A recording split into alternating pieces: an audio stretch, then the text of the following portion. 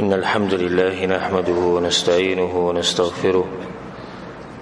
ونعوذ بالله من شرور أنفسنا ومن سيئات أعمالنا من يهده الله فلا مضل له ومن يضلله فلا هادي له وأشهد أن لا إله إلا الله وحده لا شريك له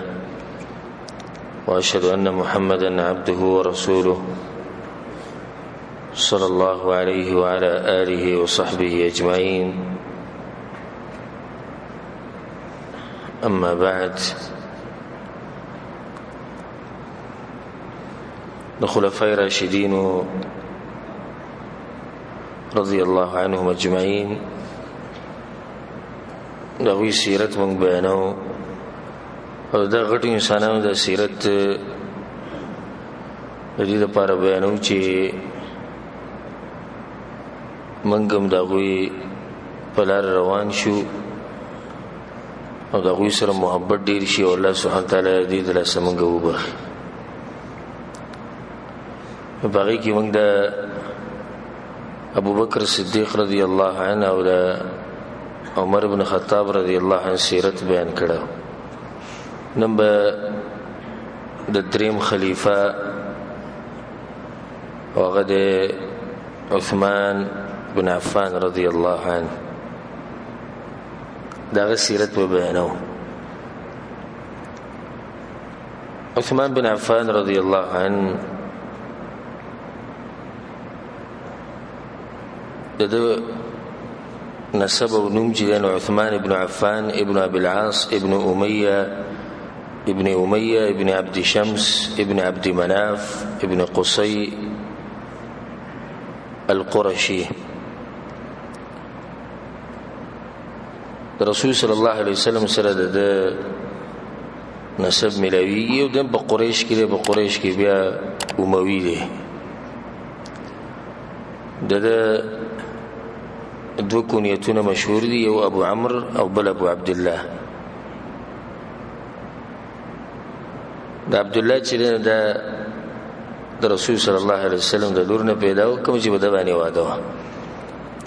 د ابو عبد الله ملکی او ابو عمرو ته ملکی.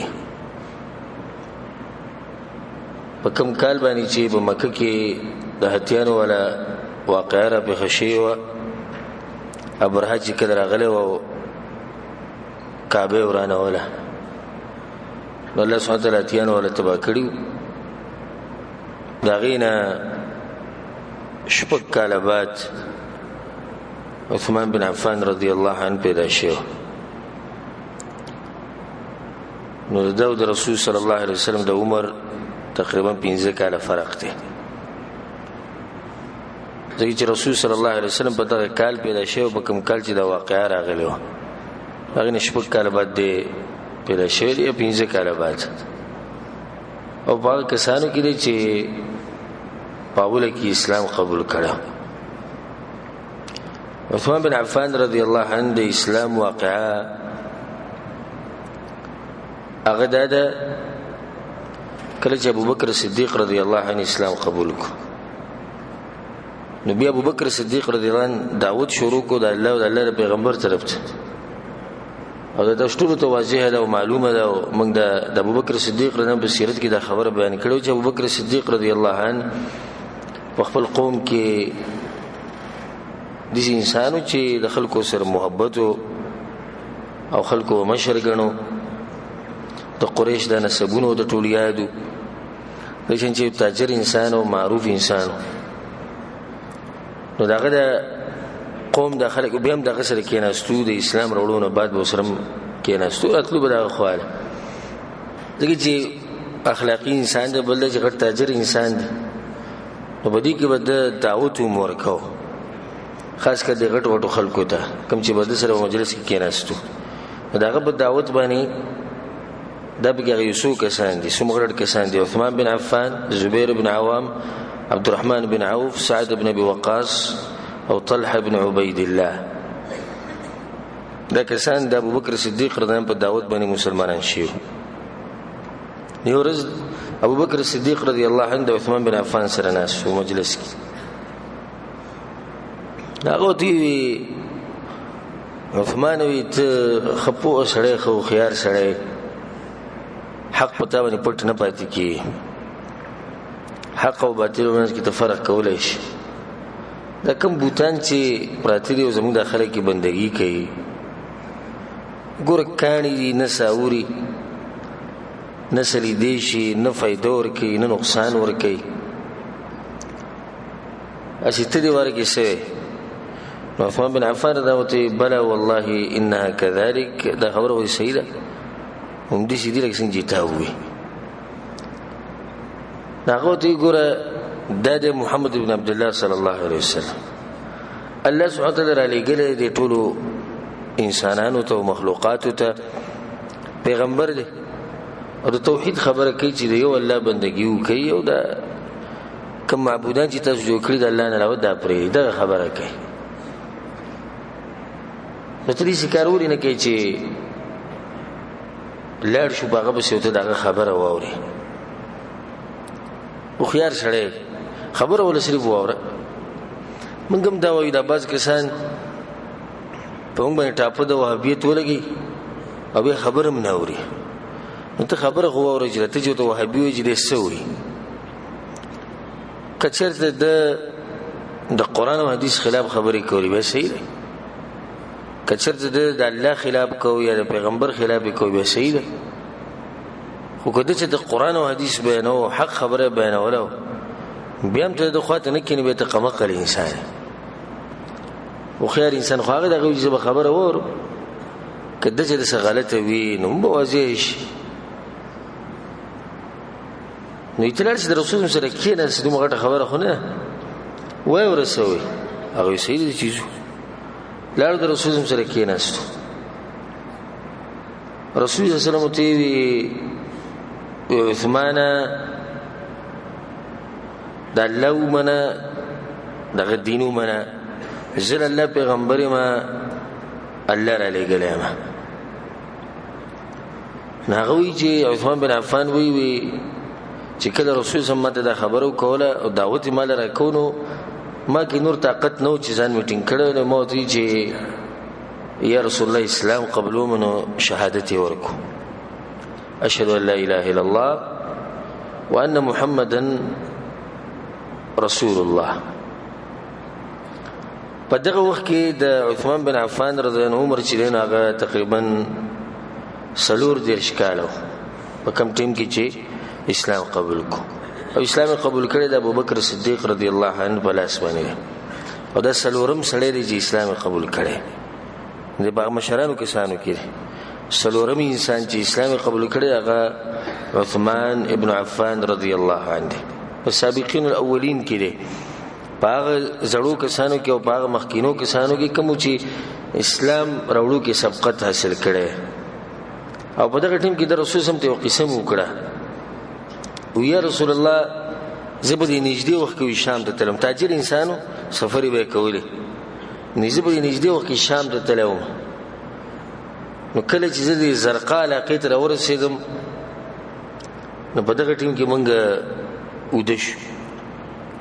چې ودشونه یو کس आवाज کو فإذا مناد ينادينا یو आवाज کوونکی आवाज کو چې خوب کوونکو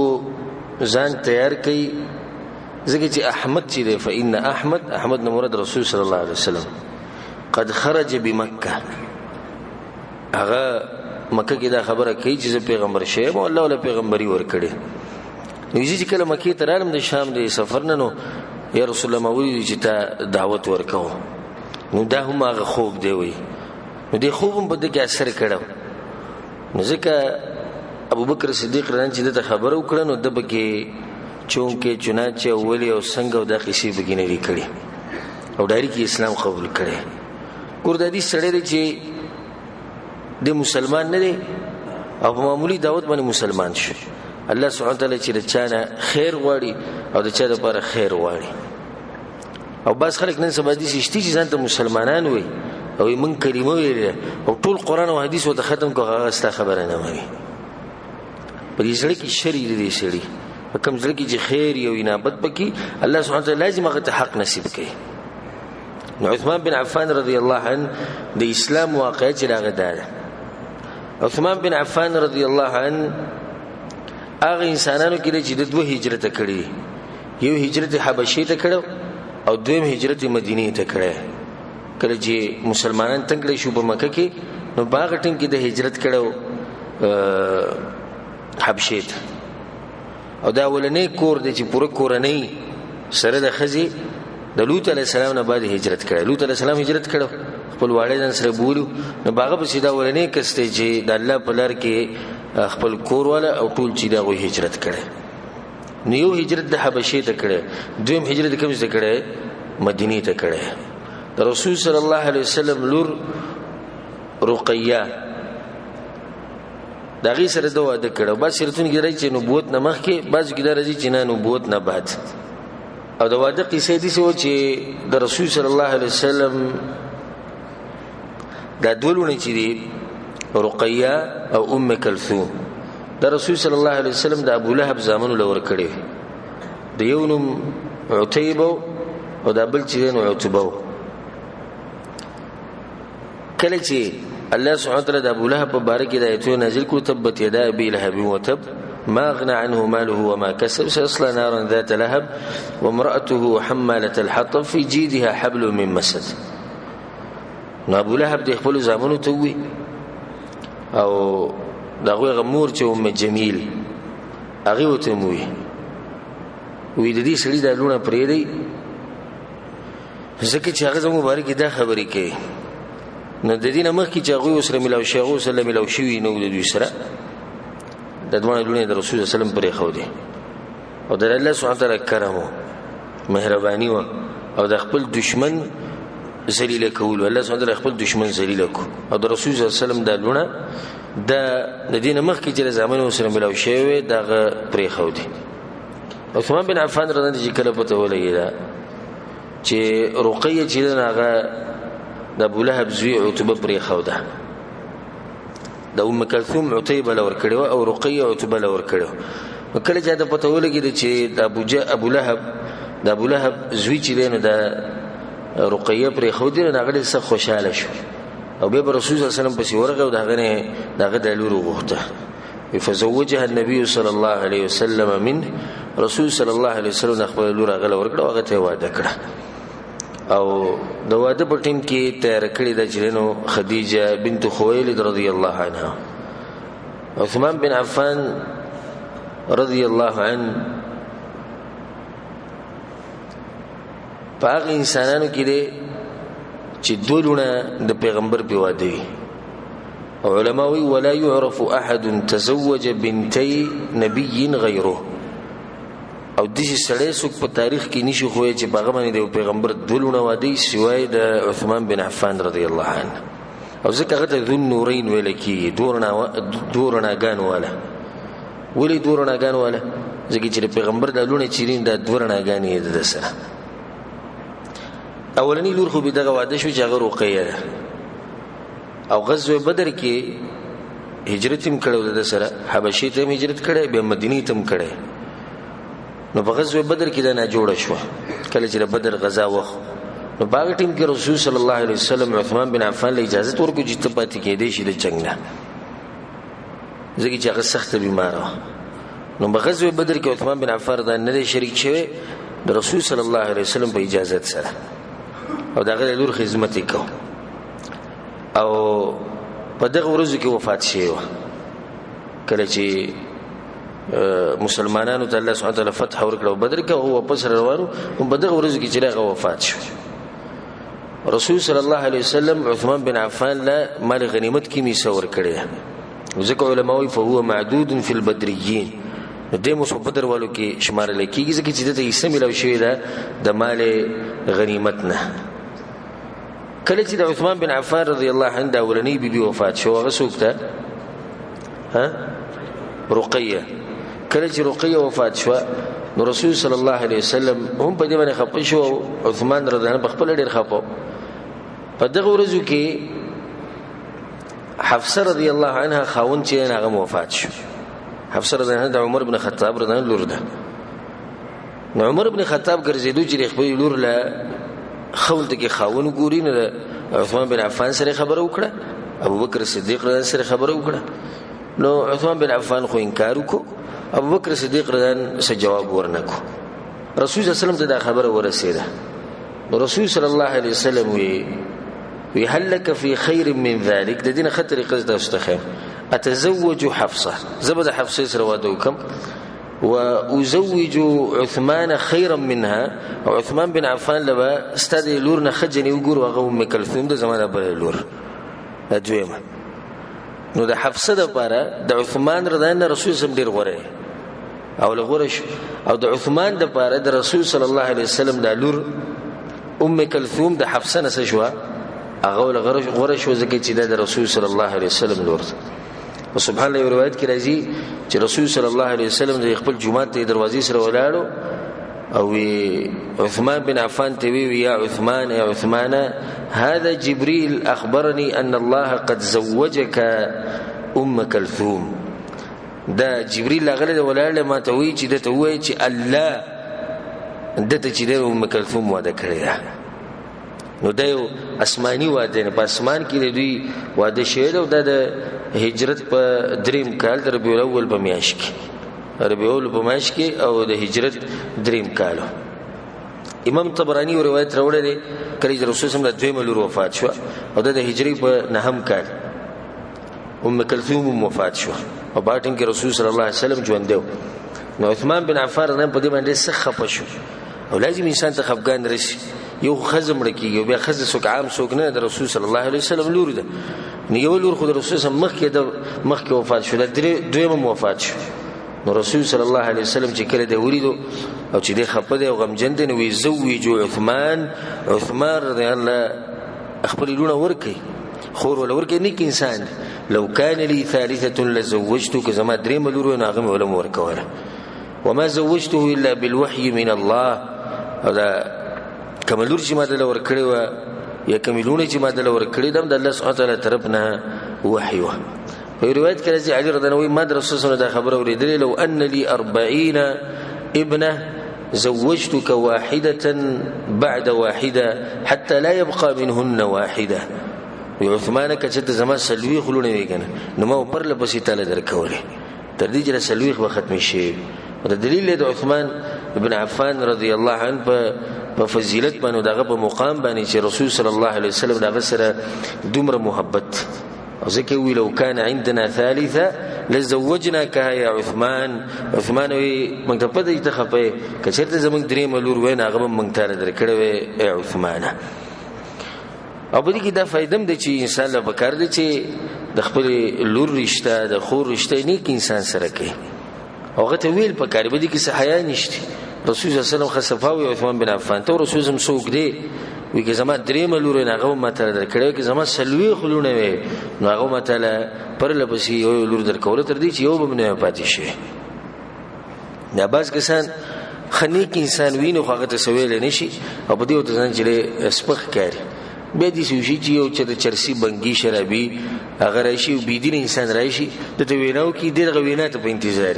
وینا چې کې به لور کې دغه جون ټول تباہ برباد کی هغه بيدین انسان ته واده کی د مخکې ورځ کې ماته ټلیفون راغی د پاکستان نه د زنانه ټلیفونو هغه چې ما ټلیفون وچت کونو هغه एकदम چې مسلې ته پوښتنه شروع کړه هغه سره جړه شروع کړه ما مسله ستاسو یو مسله زمادار چې مخکې ډېر دیندار او زبې دینه شي خوځه سره چې توس بې دینه شو مخکې ته دیندار وي ما علم کړی او جامعین فارغه ما نبی سم مسله د مسله درې جواب لري بې دینه خلکو لور کړی ما او د مخکې ورځ کې ما د شپې تهجد مونږ کوو نو خاون راته تنګول باندې کېل ته تهجد نه کی او په مخ وال ټکولی او بی دینه خلک دي په کور کې ټي وي او ډیش اور سپراتري زماغه دینداری او څه جوغه خراب کړی ټول ځان سره نو ما سوچ کو چې دا سپلار شو او دا سرور شو چې ستا په مخ کې جره بلکې تلیږي په خپل لور رالیو تبعی طرف ته گزاریو دسی خلق له ورکه چې هغه ته معلومي چې موږ نه کوي دین نه پیژني او ته خپل لور باندې سبقونه ویلي دیندار کورنۍ کې لوي کړي اخري نتیجه دار وته چې تسری دی وینا په انتظار وي ویناو شو پټه کې تال ته ورکړه او ته مزي کې الته نه خپل کور کې ته دې څه خبري اکثر د پلار چې خوشاله شي موږ الحمدلله بس ور کړی یو لور مال تور کړی او مال تور کړی څنګه سوچ نه سیده ته خوشاله کور کې نه سی بیغم او دا جنین ته پوښتنه چې بای باندې سخت او ست تکلیف تیری دا دیندار جنین ځکه دې مسلې مبارک ته پوښتنه کو بي دین هغه به زما دي سره سکار خاون راته تهجد موږ کو اصل ویری به نه کوم وي به ما باصل کې کولم نه کله منه کې نه بیا خو بالکل نه کو خبره مې دی پوری کوله چې ګور رسول صلی الله علیه وسلم په خپل عثمان بن عفان رضی الله تداوی که زمونږه درې ملورو نه هغه مونږ تعالی درکړي چې عثمان بن عفان رضی حقدار دی دا دلیل دی دغه په فضیلت باندې او دا یو زم چې دغه په سیرت کې د یو فضیلت کافی دی چې د پیغمبر دلونه په انسان باندې وادي نه تاسو دا انسان مبارک سوای او بیا ماغه پیغمبر صلی الله علیه وسلم دا وی د دوه خمړی شو کبل علم درکوله دې انسان د فضیلت لپاره صرف د یو فضیلت کافی دی کوم نور بیان ومنکو نور بشمار او فضایل عثمان بن عفان رضی الله عنه په کسانو کې چې اوله کې اسلام قبول کړي دا کوم بیان کړ سلورم سړی چې اسلام قبول کړي عثمان بن عفان او په هغه کسانو کې چې هجرت کړي دي حبشه تم او مدینه تم او په هغه کسانو کې چې رسول صلی الله علیه وسلم گواہی ورکړي د عثمان فی الجنه عثمان بن عفان په جنت کې او مخکې موږ د فضایل الله شوی کې رسول صلی الله علیه وسلم دا خبره کوي چې عثمان رضی الله په جنت کې عثمان بن عفان رضی الله هغه کسانو کې چې رسول صلی الله علیه وسلم وفات کېدونو دا غوینه راځي او عثمان بن عفان رضی الله هغه کسانو کې چې د قران په یو قرات باندې راجمع کړي مکه قراتونه ډیر زیات دغه د خلکو اختلافات پیدا کیدو دا ان شاء الله تفصیلا د کله چې هغه د خلافت موضوع بیانونو باقي کې دا خبر به بیان کو چې په خلافت کې څه شي یو کار به کې دا شي عثمان بن عفان رضی الله خلافت څنګه ملو شو خبره مونږ د عمر بن خطاب رضی الله بصیرت کې بیان کړو چې شپږ کسان کم چې غوړه کړو د دې لپاره چې تاسو یو خلیفہ مقرر کړي بیا د شپږ کسانو اتفاق په عثمان بن عفان یا په شپږ کسانو کې د پنځو اتفاق په چاره غلو په عثمان ابن عفان رضی الله عنه باندې عثمان بن عفان رضی الله عنه داغه مبارکي محمد بن سيرين رحمه الله وي كان عالمهم بالمناسك عثمان بن عفان رضي الله عنه حج او عمره څومره مسائل بلګي په انسان هغه چې عثمان بن عفان رضي الله عثمان بن عفان رضي الله عنه دغه یو انسان دی چې د شرف ته ګوره په تاریخ کې ټول تاریخ راواله د انسانيت تاریخ راواله د دې کسبته او ملاو نشي چې هغه پیغمبر دولونه ور کړی علي بن ابي طالب رضی الله عنه چاته پوښتنه کوي د عثمان بن عفان مبارک زم چې دا خبره ورسوي شيګانو ته وایي چې هغه چې دوی منځ کې اختلافات علي رضی الله عنه چاته پوښتنه کوي د عثمان بن عفان رضی مبارک ناغوي ذاك مرء يدعى في الملأ الاعلى ذو النورين ويخو هغه انسان دی چې په اسمانونو کې دغه لقب چې دی هغه ذو النورين دی دورنا غانواله كان ختن رسول الله صلى الله عليه وسلم على ابنتي رسول الله صلى الله عليه وسلم زومو او دي زوم چې دلونه به رسول صلى الله عليه وسلم واده عثمان بن عفان رضي الله عنه مور چې دا اروى بنت قريش دا د رسول صلى الله عليه وسلم د ترور لور ده د عثمان د مور چې دا د رسول صلى الله عليه وسلم د ترور لور ده ندی طرف نم د رسول صلى الله عليه وسلم سره چې دینو رشته ملاوي عثمان بن عفان رضی الله عنه بدني صفات او جسمانی صفات دي چې هغه قد نه منځنه او ډېر دنګو نه چیټو او الله سبحانه وتعالى ډېر خپل قد ور کړو چې نه چیټو نه دنګو او ډېر خپل انسانو مخ ډېر خپل او د مخ رنګ چې له سور او سپینو او په دې مخ کې لګ لګ ټاکیمو ګیره ډېر غټه و كثير اللحيه حدیث سیرت کې راځي كثير اللحيه غنه ګیره وسمه ګورځي خپل انسان د ګیره غنه ده ندینه دا فائدم یاد ساتي سره چې انسان ګوره په ګیره خریلو باندې یا په ګیره وړ کولو باندې ګوره چرته مخکول نه ښکاري دا خو شیطان دي چې انسان ګیره وړ کی یو خري د خپل ښکاری د شیطان قاعده نور حقیقت دا چې انسان په ګیره سره خپل ښکار کوي عثمان بن عفان رضی الله عنه جوړونه چې ده اندامونو د جوړونه د ډېر غټ غټو او د ولي چې د یو بن لري یعنی بدني چې غټ بدنو خپل بدنو او د سر د ویختې چې دي نه د غوګونو پورې بر رسیدو او ډیر خپل په دیخ کاریږي چې غاخونو کې په دې منځ کې چې زهینو د غاخونو دی په سر جوخ لګیدلی نو بلکې په دې کې به زهینو چې کله به وخاندل نته وی چې د تما کته او د همیشه خاندل. عثمان بن عفان رضی الله عنه چې کله ګیرس پنه شیوه نبی به باغی باندې هغه به سره کوله وکان يخضب بالصفره زیړ رنگ به ولورکو او په دې سوخ کې هغه په خپل غاخونو باندې د خپل غاخونه تړلیو د رقیدو د تړلیو په سرو زرو باندې دغه سره نور خپل اخکاریدو. عبد الله بن حزم المازني وي رأيت عثمان ابن عفان رضي الله عنه ويرز ناس عثمان بن عفان رضي الله عنه وما رأيت قط ذكرا ولا أنثى أحسن وجها منه. وإذا دا خبره کوم په دې قسم خورم چې ما د عثمان بن عفان په شان خپل انسان نه په سړو کې لري نه په زنانو کې لري.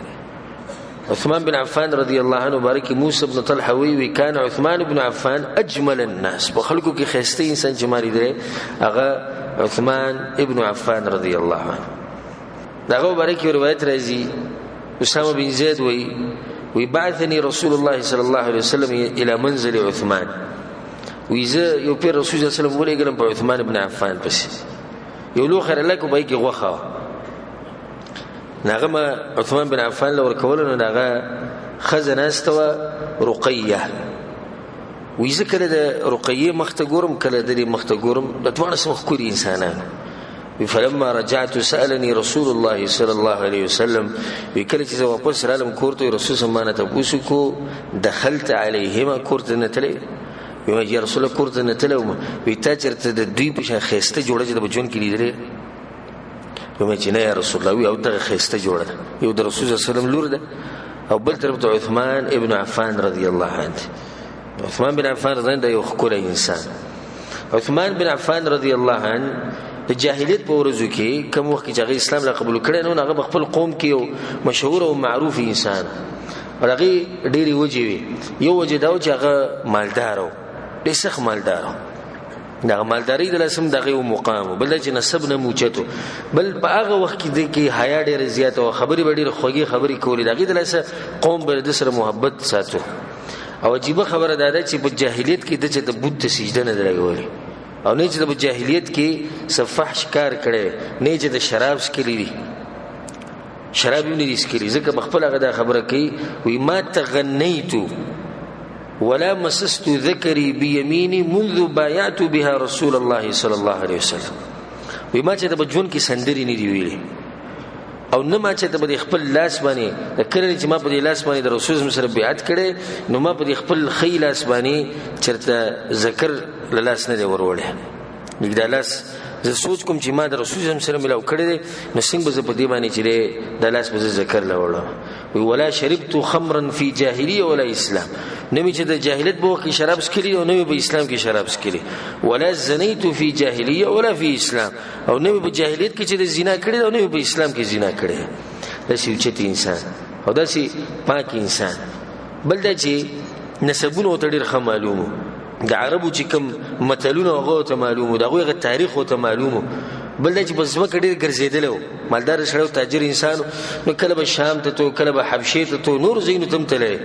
او عرب ډېر قومونو سره د ناسونو تجربه ډېر زیات او دغه د لسه د خپل قوم کې د خپل یو مقام او دغه وخت معاشره دي سیوا د مکه د معاشره جو جاهلیت په وخت کې په دوی کې به اوچت انسان هغه شمارل کېدو چې چا به مال ډیرو د چا به بچی ډیرو د چا به قام او نسب زورورو دغه به عزت او احترام ډیر کېدو او د ټولي خبرې په عثمان بن عفان باندې کې دنوي مالدارمو زورورو قام او نسب مو چتو او بل دا چې د عربو د قبيلو سره ملاو شي نو دغه تجربه مو او سفر ډیری کلی وي د ملکونه او عقیده او معلومي نه دغه د لاسه قریش به د سره خاص محبت کو. عثمان بن عفان رضی الله عنه چې کله مسلمان شو نو د تر الحكم ابن ابي العاص ابن اميه هغه ته پته ولګی چې زما د وروره چې اسلام قبول کړي هغه د سخی انسان راغه په دبس په عثمان بن عفان باندې بس فاوثقه رباطا دې په پړی باندې وتړو او ته ترغبوا عن مله ابائك الى دين محدث د پلار نیکه دین دی پرېښو او یو نوی دین پسې روان شو.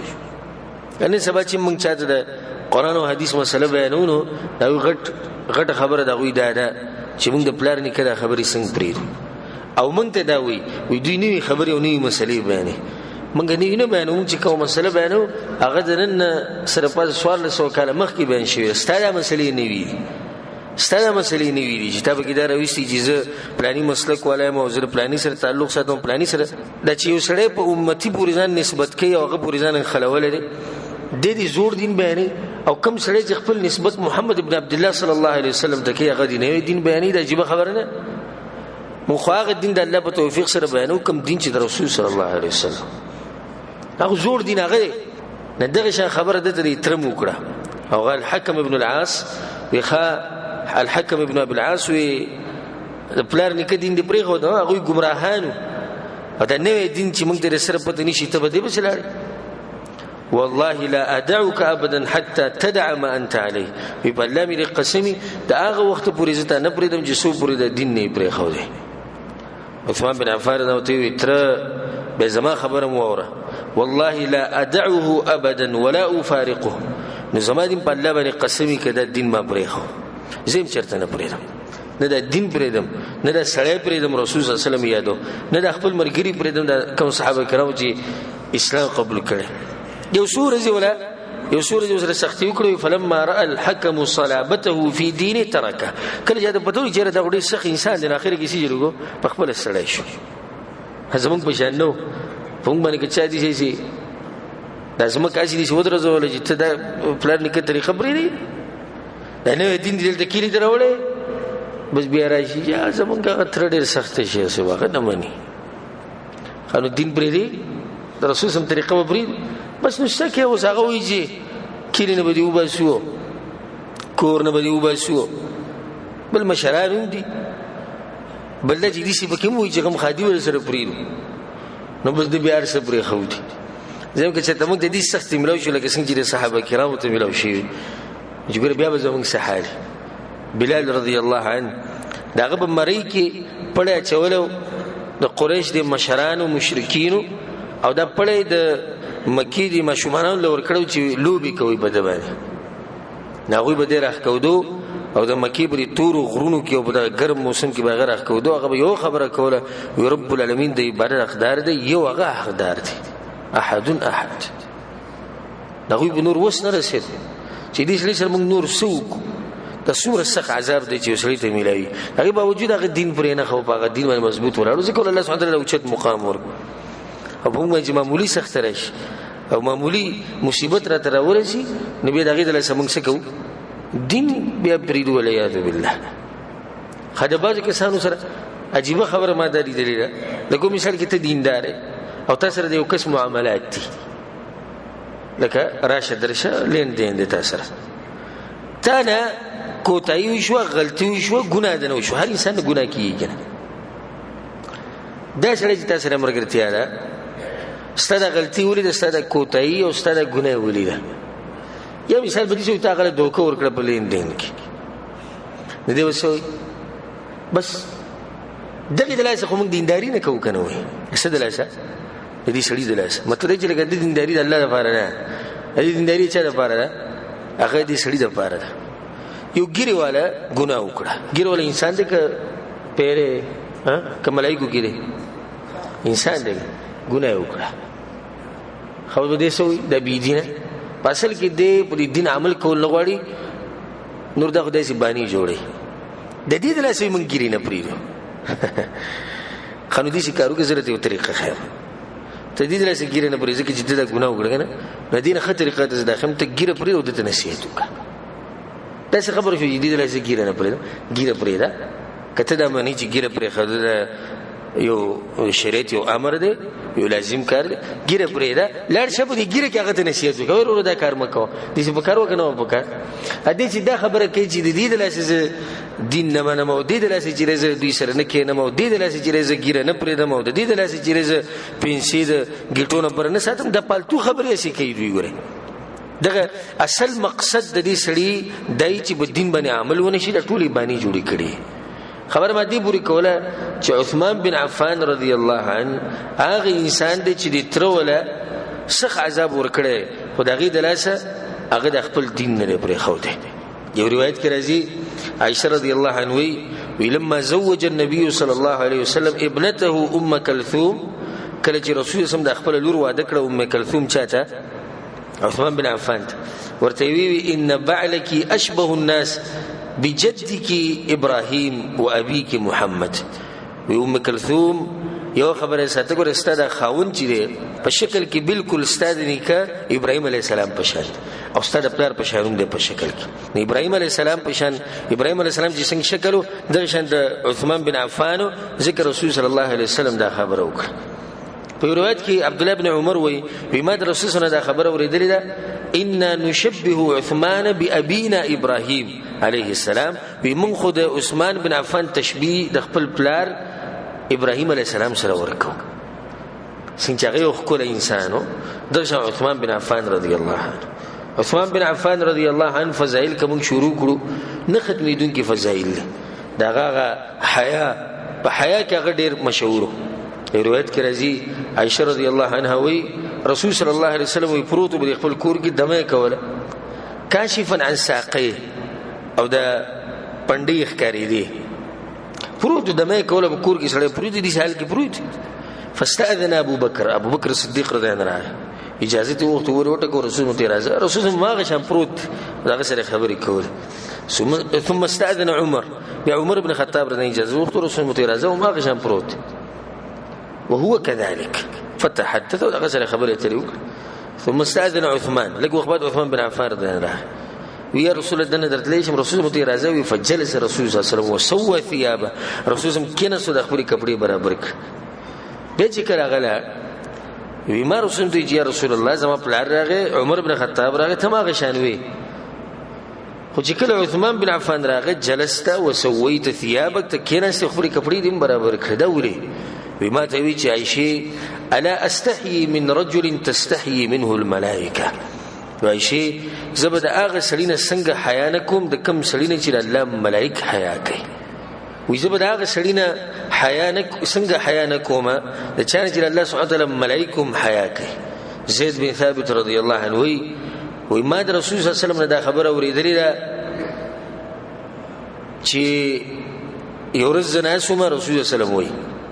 او عثمان بن عفان دا جواب ما خطیر شو عندي ملك من الملائکه او بملائکه کې ما سره یو ملک ناس وما ته وی چې یا رسول الله د الله پیغمبره دا سره پیژني شهید یقتله قومه د شهید دی د قوم به شهید کوي ان نستحيي من موږ د دنه ګور ډیر زیات حیا کو موږ د مخلنی شو ورته روایت کې راځي رسول الله سمو ان الملائکه لتستحي من عثمان كما تستحي من الله ورسوله. ملائکه د عثمان رضی الله عنه سي حیا کوي لکه څنګه چې د الله نه او د الله د پیغمبر صلی الله علیه وسلم نه حیا کوي. یو روایت کې راځي عثمان بن عفان رضی الله عنه چې بکره په کور کې دنه والباب عليه مغلق او د کور د دروازو به بند و او کپڑے به وېستي پزان به وبر اړولې نو د خپل ملاوي نشو سیده کوله حیاء من الله سبحانه وتعالى الله نه به حیا کوله چې الله سبحانه وتعالى مایني نزب څنګه چې په دې حال کې ودرېګم نو پزان به د وبدغه شړول خو ودرې دی بنه شو زه کوی زدي سو ودرېګم په دې حال کې چې زله غړم او الله سبحانه وتعالى مایني نو دغه زده به دی کو د شي اوچت انسان او د دې حیا د لاسه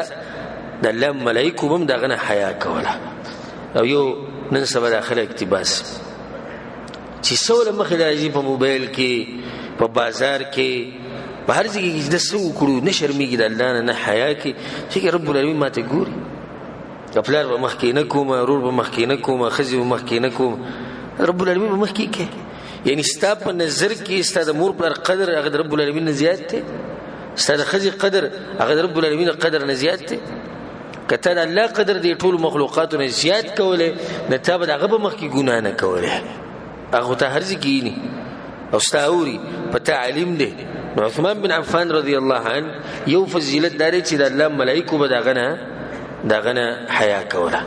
دویم فضیلت پکې موږ دغه بیان کو چې رسول صلی الله علیه وسلم چې دی به شهید کی او یو روایت کې راځي د مخکې بیان کړم د سیرت کې چې رسول صلی الله علیه وسلم یو ورځ په احد غر باندې ولاړ نو د احد غر چې دا په خوځېدو شو او په دې غر باندې پاس ابو بکر او عمر او عثمان رضی الله عنهم د ټول ولاړ رسول صلی الله علیه وسلم اثبت احد ودرېږه بزیوانه فإنما عليك نبي وصديق وشهيدان پتا باندې پیغمبر لپاره ولاړ او پتا باندې صدیق ولاړ ابو بکر صدیق رضی الله او پتا باندې دوه شهیدان ولاړ یو عثمان بن عفان او بل عمر بن خطاب رضی الله عنه دغه مبارکي په قران کې آیتونه نازل شوي په قران کې آیت ته الله سبحانه وتعالى سوي امن هو قانت آناء الليل ساجدا وقائما يحذر الآخرة ويرجو رحمة ربه چې انسان طول شپه ولاړ یمن هو قانت آناء الليل ساجدا وقائما طول شپه یا په سجده کې یا ولاړ سکه يحذر الاخره ويرجو رحمه ربه د اخرت نه یریږي د الله د رحمت امید ساتي عبد الله بن عمر وی دا چې د عثمان بن عفان رضی الله عنه عثمان بن عفان رضی الله عنه نو چې انسان دی رسول صلی الله علیه وسلم چې کله عمره لاله په کوم موقع باندې صلح حدیبیه په موقع باندې نو مشرکین رسول صلی الله علیه وسلم منکو او دا غره ملګری منکو چې تقریبا 1400 ملګری چې ته بدن نه نسی دا غره بعد بیا صلح وشو چې هغه تفصیلا بصیرت کې بیان کړی په دغه ټیم کې رسول صلی الله علیه وسلم عثمان بن عفان دنه ولېګو چې تلارشه او غوی ته خبر وکړه چې مونږ ګوره جنگ جګړه نه یو راغلي موږ راغلي چې د عمر کو به شو نو د عثمان بن عفان ولیدو چې د قریش د ډېر احترام کوي ډېر قدر کوي او مخکې وی چې ډېر اوچت انسانو هغه په نظر کې نو ځکه به دې ولګو چې دې به خبره وکړي بل به خبره کولو کې الله سبحانه وتعالى اگر ډېر مهارت ورکړو عثمان بن عفان الته لیټ شو بهر دا خبر و چریدو چې مشرکین عثمان بن عفان ګیر کړی د وجنی رسول صلی الله علیه وسلم په دغه ټیم کې صحابه کرامو سره بیعت وکړي چې هغه ته بیعت الرضوان وایي دي ټولو کسانو د رسول سره بیعت وکړو صحابه کرام وی بایعناه علی الموت موږ د رسول سره بیعت په مرګ باندې کړو چې موږ به مرو او د عثمان بن عفان د بدل به اخلو نو چې کله ټول لاسونه کې خو او رسول صلی الله علیه وسلم بیا بل ټول یې لاسونه کې خو بیعت وکړو نو رسول صلی الله علیه وسلم خپل لاس به په پاسه کې خو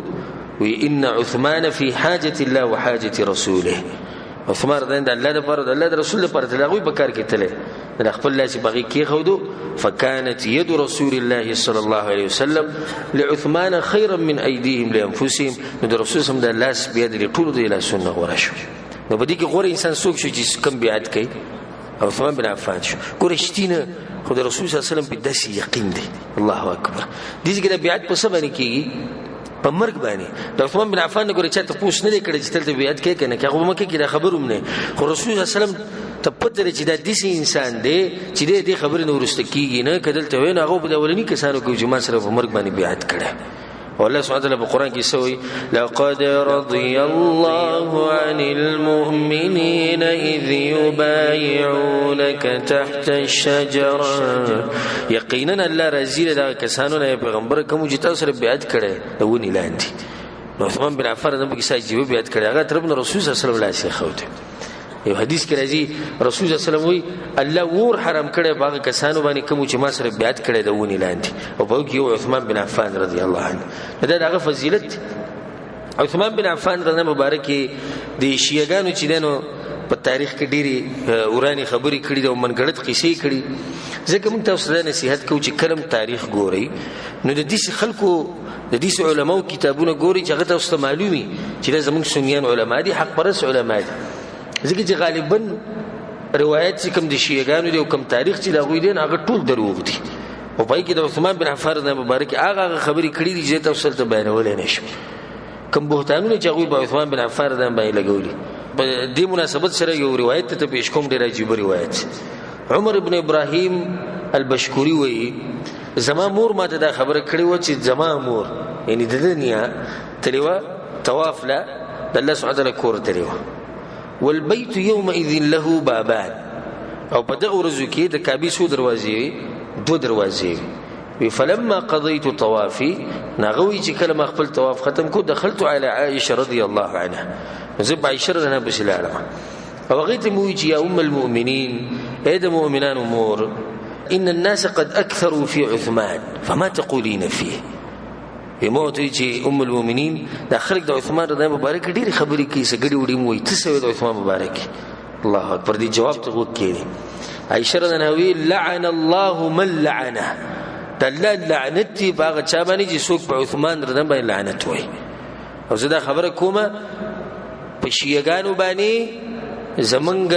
درنمور عائشه رضی الله عنها چې داغي د عزت لپاره زمنګ مال زمنګ بچي زمنګ وینا زمنګ بدن د هر څه قربان دي نو زمنګ درنمور عائشه رضی الله عنها هغه دا خبره کوي لعن الله من لعن عثمان دلل لعنت دی باغ انسان باندې څوک چې لعنت وي بچا باندې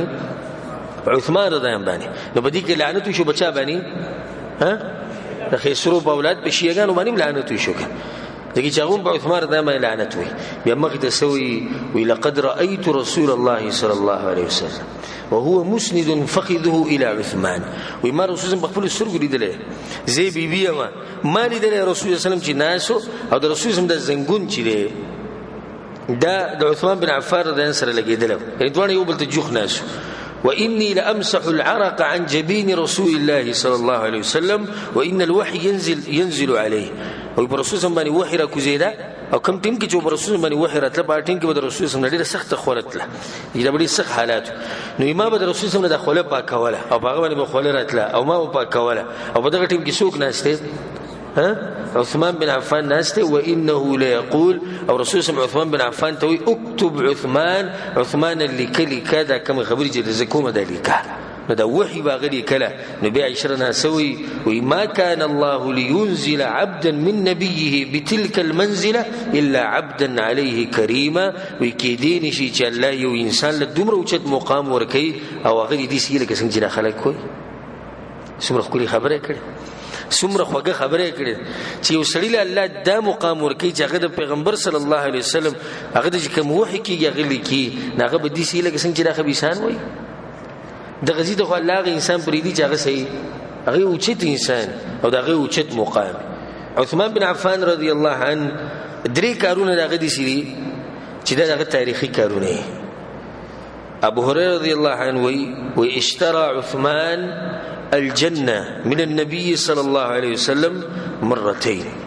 عثمان بن عفان رضی الله عنه د رسول صلی الله علیه وسلم نه جنت سو پیری غسته دي دو پیری ته غسته دو پیری رسول صلی الله علیه وسلم جنت خرسو او غسته چاره رسول صلی الله علیه وسلم غسته دي حيث حفر بئر روما وحيث جهز جيش العسره کله چې غلخ کړ تیر کړو او کله چې روما کوی کنستلو یا غي غسته دا ټول واقعي وځ تاسو په اختصار سره بیان کړم کله چې د غزوه تبوک د پر رسول صلی الله علیه وسلم تیار کړ غزوه تبوک د تاسو معلومه ده او تاسو دې مبارک اوریدلی چې په دې غزاګانو کې سخت غزا د مال په نسبت او د حالاتو په نسبت هغه ده په دغه ټیم کې یو غټ لخر پکارو دوی مده د مسلمانانو سره مال نو درې مده دغه موسم د ګرمۍ موسم په بدی سي ټیم کې رسول الله صلی الله علیه وسلم عام اعلان وکړو کڅوک څه کولای شي نو ودی کوي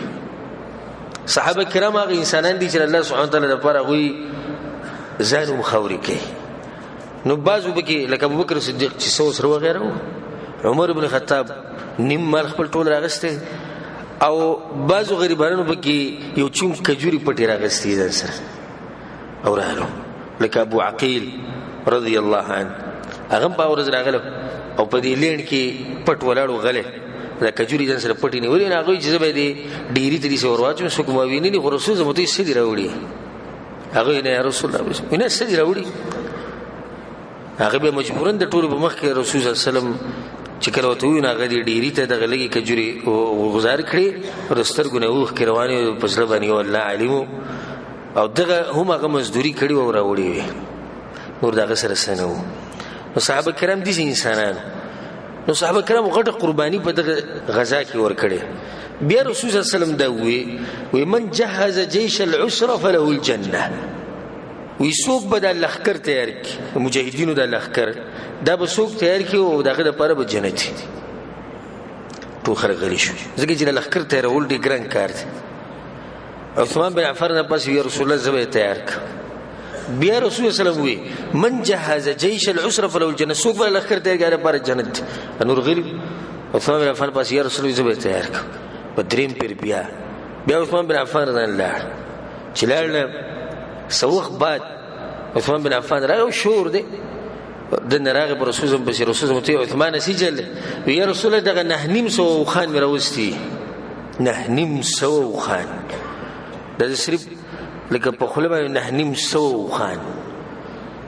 نه سو خان او بعض روایت مطابق نه سو سلويخ او خان یا رسول الله ما راوستي دي ولاړی د دې لخر د پاره بیا عثمان بن عفان الله لږ وخت بعد راغی یا رسول الله 50 اسونه مې راوستي یا شپېته اسونه د ما راوستي د الله د رضا لپاره لاړ بیا راغی یا رسول الله د دینار مې راوړي پیسې مې راوړي رسول صلی الله علیه وسلم دی جوړی ته دینار دي سوړو چې کلار جوړو دا تورواړو نو رسول صلی الله علیه وسلم دا خبرو کړو ما ضر عثمان ما عمل بعد اليوم د نن نه بعد چې عثمان رن سکین هیڅ نقصان وته نه رسېږي چې دا سړی جنتی اغسته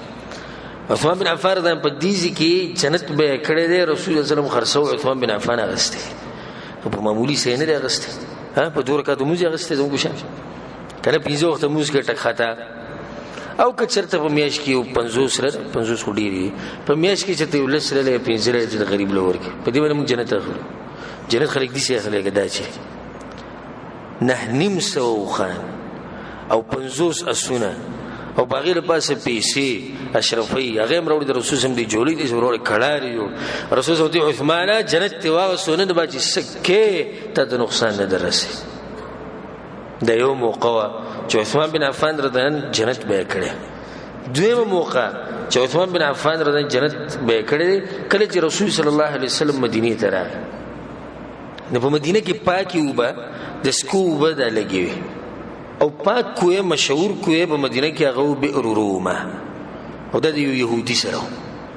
رسول صلی الله علیه وسلم دا خبر وکړه من حفر بئر روما فله الجنه یا من يشتري بئر روما فله الجنه چې دا کوه د يهودي نو واغستو داغه لپاره جنت عثمان بن عفان یا رسول الله سره خبره کو دا دویم زیری چې دیوا جنت اخلي په يهودي بشوره ډېر خبره ترې ورسره وکړي اخر کې هغه په دې باندې راځي شو چې یو ورځ به ستای یو ورځ به زمای کوی دي شو نیم دغه نیم ده یو ورځ د لپاره شو یو ورځ دغه لپاره شو نو عثمان بن عفان د اعلان وکړ وی کوم ورځ چې زما ده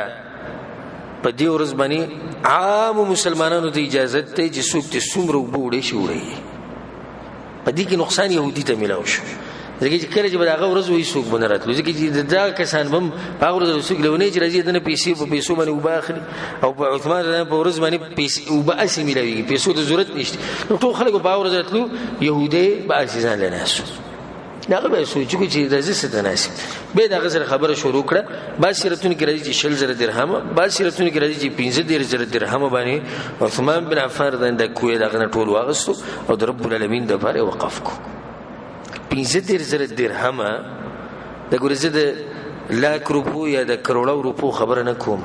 دې نغړي غټ شي جوړي په وخت کې د روپۍ د مال د روپۍ د درهم او دینار د سرو زرو د سپینو زرو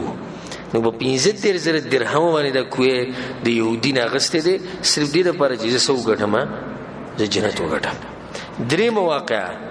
رسول صلی الله علیه وسلم چې کړه د جمعه جوړ کو ځان د پر په مدینه کې مسلمانان بل ترجمه کیدو د رسول زم خطبه له براتلو تاسو اندازه ولګوي نن سبا چې کم علم تکړی او خپل تقریر کوي او الله دغه تقریر کې سره چولې دغه بیان کې غني خلک دغه بیان په شوق سره اوري د رسول زم خطبه له بسمر خلک راتلو ورور خلک په اسلام کې رانه نوځي ورور رانه نوځي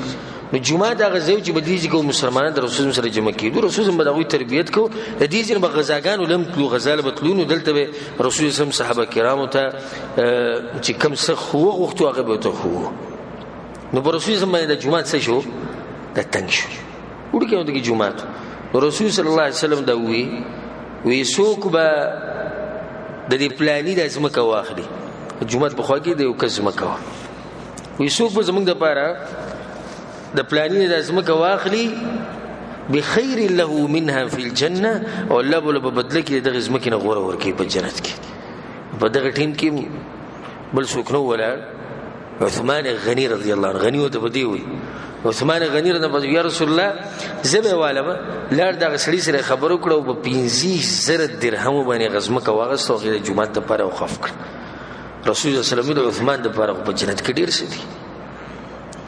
چې سړی صرف د درې قصو ته وګورو نور قصو له نشي چې دې ته سړی سوچو کې د عثمان ابن عفان رضی الله عنه د پر په جنت کې ګورس عجیب سي څومره عجیب نعمتونه به رب العالمین هغه ورکړي عثمان بن عفان رضی الله عنه هغه انسانو چې په قران باندې ډېر سخت مینو ډېر زیات په قران باندې مینو او دا خبره به کوله وی د سی ورځ په معنی د تیر شي چې ما د رب العالمین قران نه راغست لازم چې دا قران را لازم چې تلاوت کو او ورځې لري مرګرو ته ډېر خپل نصیحت او ته ډېر خپل خبره دې مرګرو ته وکړه وی حبب الی من الدنيا ثلاث پر دنیا کې زما درې کارونه خوختي بس نور سنه وی اشباع الجوعان چې وسړی وږي او زور خوراک ورک وکسوه العريان او چې وسړی لغړی او زور جامه ورک وتلاوه القرآن او چې القرآن تلاوت ډېر زیات کو ځکه چې کله خلیفم شو او لا بر دغه ته مکی ته ولاړ د کعبه سره په خوا کې ولاړ بعض سیرتونو کې د سراجي چې ما سوتن د منځنه بعد یو پیر ودرېدو او د سحر د منځ پورې ولاړ او یو رکعت وکړو نبی او دا کسان وی امیر المؤمنین ته یو رکعت وکاو ما یو ویتر وکړه ویتر ما نه وکړه دا یو رکعت ویتر وسوتن منځنه بعد شروع کو او کمزې پورې ختم کو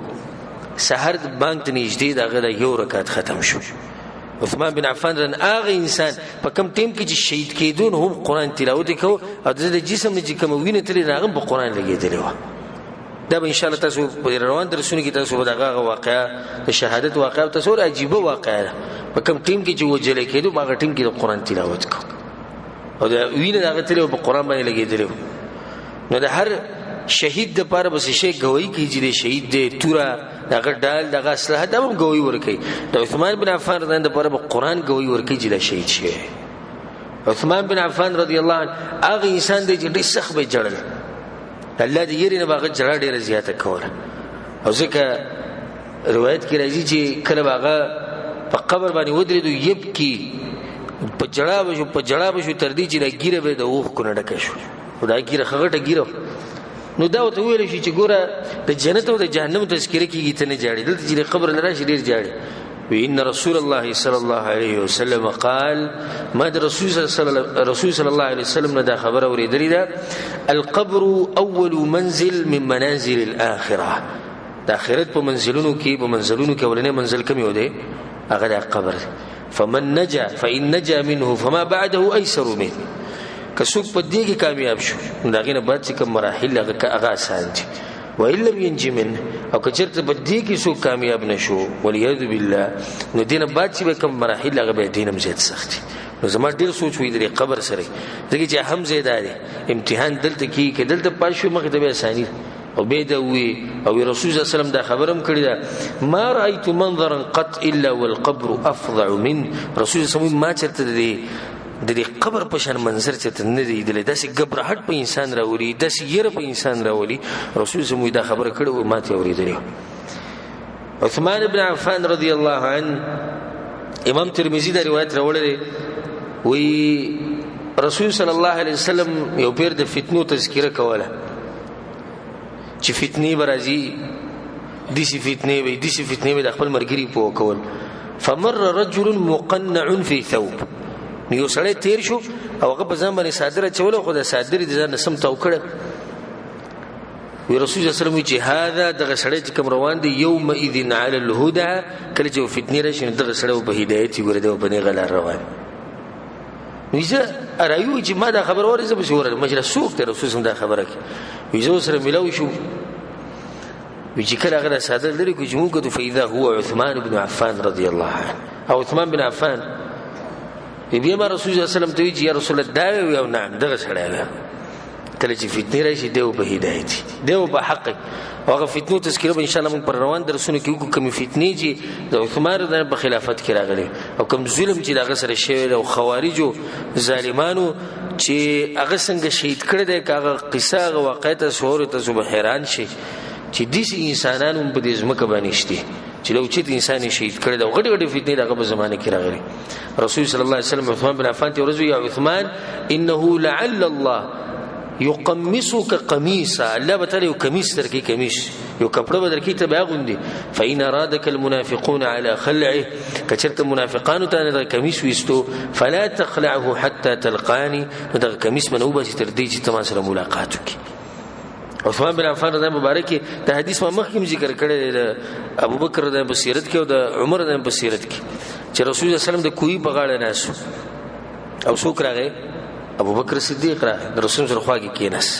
بیا عمر بن خطاب راغی د رسول سره خواږه کیناس او کوی کې د خپې ځوړند دي بیا عثمان بن عفان راغی رسول الله صلی الله علیه وسلم عثمان بن عفان له اجازه ورکړي اجازه ناراضي او د جنت زیره ولا ورکړي خدا وته چې مصیبت په باندې راځي مصیبت دغه د خوارجو دا وجل چې هغه وځي نو چې کله هغه ته ویل چې رسول الله تعالی جنت زیره درکې وي الحمدلله خوشاله شو وته وی مصیبت به باندې راځي به صبر وکړو او بیا راغی چې وی کتنو رسول الله ناست ابو بکر صدیق او عمر بن خطاب ناست او کوی باندې نور د ناست زی نشته هغه سیر تکیناس نو ما غشاند اوس چې تاسو مدینه ته لاړ شي ابو بکر صدیق عمر بن خطاب هغه د رسول صلی الله علیه وسلم سره خوا کړي او عثمان بن عفان په کوم ځای ابو بقی کې هغه دغه نه جدا دي څنګه جوړي بدغه باغ کې د کوی بغاړه ناسو نو دغه شان وسوندي دا بعض فضائل ما د عثمان بن عفان بیان کړو او بعض واقعات مون بیان کړو ان شاء الله په روانو درسونو کې به او پر روانو بیانونو کې به عثمان بن عفان د خلافت او دغه په خلافت کې کم کارونه شیو کم فتوحات شیو دغه تذکرہ او غټه خبره د عثمان بن عفان رضیان د خلافت په اخره کې د خوارجو فتنه